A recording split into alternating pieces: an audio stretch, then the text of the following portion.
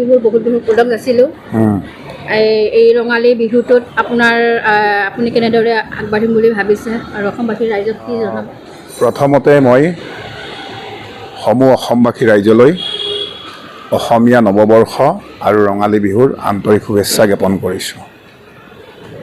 ভাল হওক, সকলোৰে মংগল হওক নতুন বছৰটো, আৰু ৰঙালীৰ পৰাই ৰং আহক, চন্দ আহক, অসমীয়া জাতিটো জীপাল হৈ উঠক, তাকে কামনা কৰিছোঁ। জুবিনবিহীন প্ৰথমটো বহাগ ভাবিলে কিবা আচৰিত লাগে। এক কষ্টকৰ বিষয় অসমীয়া জাতিৰ বাবে। কোনেও ভবা নাছিল যে জুবিন দা আমাৰ মাজৰ পৰা ইমান সোনকালে আঁতৰি যাব, আৰু সেইবাবে এইবাৰ বহাগৰ বতৰ উকা উকা। যদিও আমি অসমীয়াই বিহু পাতিছোঁ, তথাপিও আমাৰ বুকুৰ মাজত যেন কিবা এটা হৈ আছে, কিবা বিষ এটা আমি অনুভৱ কৰি আছোঁ। কেৱল জুবিন দা, জুবিন দা, জুবিন দা, জুবিন দা, সকলোতে জুবিন দা। মানে যিটো আনন্দৰ বহাগ সেয়া সিক্ত হৈ পৰিছে। তথাপিও অসমীয়াই বিহু পাতিছে, আৰু এই বিহুৰ মাজেৰে আমি জুবিন দাক জীয়াই ৰাখিব লাগিব, আৰু জীয়াই ৰাখিবৰ কাৰণে যিখিনি কৰিব লাগে সেইখিনি প্ৰতি অসমীয়াই কৰিছে। জুবিন দাই যিদৰে এখন সোণৰ অসমৰ কল্পনা কৰিছিল, আৰু ক'ব গ'লে সোণৰ অসম গঢ়িছিল বুলিয়ে ক'ব লাগিব জুবিন দাই।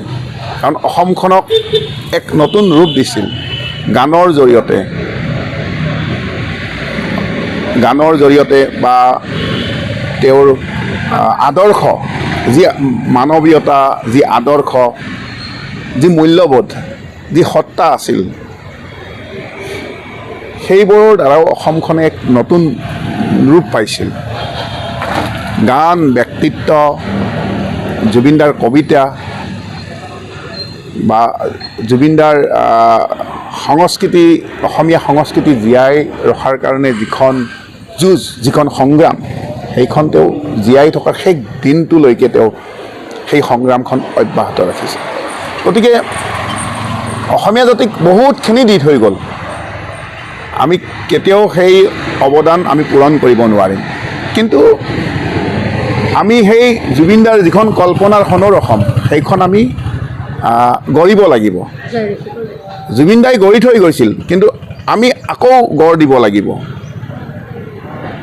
নহ'লে অসমীয়া জাতি, অসমীয়া সংস্কৃতি, অসমীয়া ভাষা থানবান হৈ যাব। গতিকে মই আজি এই বহাগত এটা কথাই কওঁ যে জুবিনদাৰ সেই মহান আদৰ্শৰাজিক আমি জীয়াই ৰখাৰ কাৰণে আমি যিখিনি কৰিব লাগে, যিখিনি সংগ্ৰাম কৰিব লাগে, যিখিনি কষ্ট কৰিব লাগে, ত্যাগ কৰিব লাগে, সেইখিনি প্ৰতি অসমীয়াই কৰিব লাগিব। প্ৰতি অসমীয়াই কৰিবলৈ ওলাই আহিব লাগিব সেইখিনিয়ে। আৰু আপোনালোকৰ সংবাদ মাধ্যমকো মই অসমীয়া নৱবৰ্ষ আৰু ৰঙালী বিহুৰ শুভেচ্ছা জ্ঞাপন কৰিছোঁ।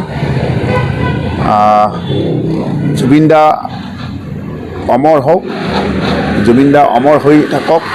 আৰু জুবিন দাৰ আচলতে, যদিও জুবিন দাৰ কায়িকভাৱে মৃত্যু হৈছে, কিন্তু জুবিন দাৰ আচল মৃত্যু হোৱা নাই, কাৰণ জুবিন দা জীয়াই আছে, অসমীয়া মানুহৰ অন্তৰত জীয়াই আছে, বুকুত জীয়াই আছে, আৰু জীয়াই থাকিব। অসমীয়া জাতি থকালৈকে জুবিন দা অসমীয়া মানুহৰ অন্তৰে অন্তৰে জীয়াই থাকিব। জুবিন দাৰ গান অসমীয়া মানুহৰ মুখে মুখে প্ৰবাহিত হৈ থাকিব। জুবিন দাৰ যি সাংস্কৃতিক যাত্ৰা, সেই যাত্ৰা সদায় অব্যাহত থাকিব। অসমীয়া মানুহে সেই সংগ্ৰামখন চলাই যাব, মোৰ বিশ্বাস আছে, অকুণ্ঠ বিশ্বাস আছে।